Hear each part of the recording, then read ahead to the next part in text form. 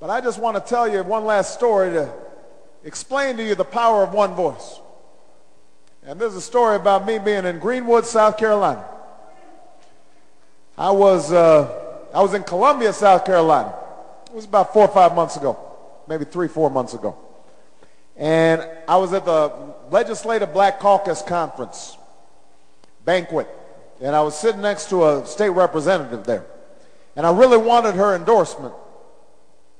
So I said, "Madam Representative, I really want your endorsement." She said, "I'll tell you what, Obama." She said, "I will endorse your campaign if you come to my hometown of Greenwood, South Carolina." I must have had a glass of wine or something, because I said right off, I said, "Okay." Come to find out, Greenwood is an hour and a half, Reverend, from every place else. So about a month later, I fly into South Carolina on a late flight.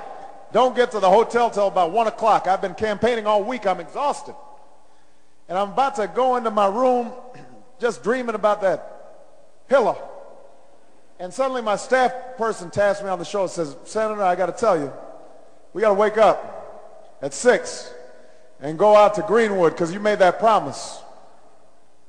I said, "All right, I've made a promise."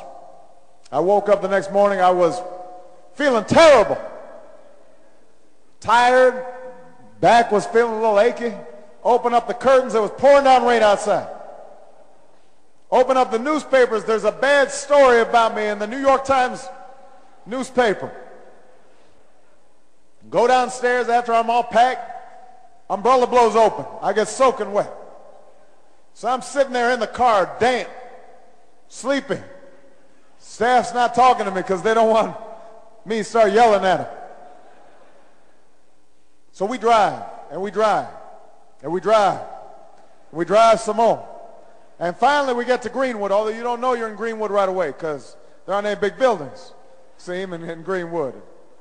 But we pull up along a park, and there's a building there, and we go into the building, and lo and behold, there are 20 people there. 20 folk.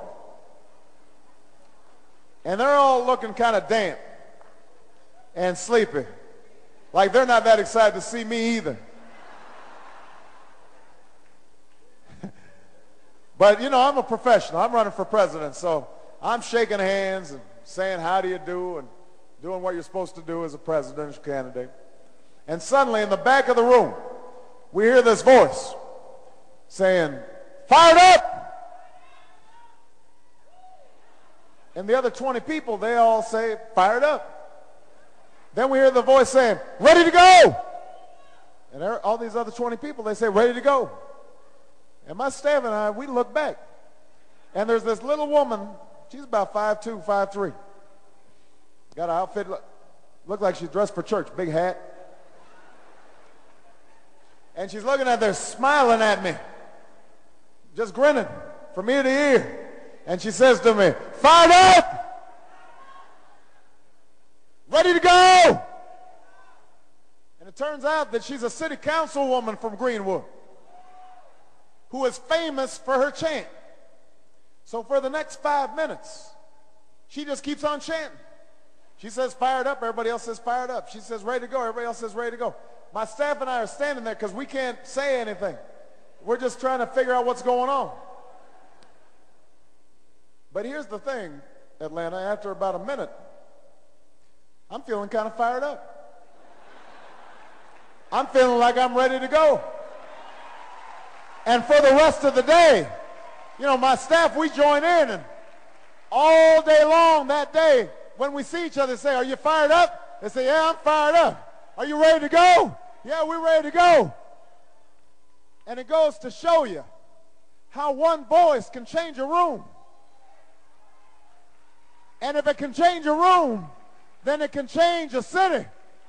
And if it can change a city, then it can change a state.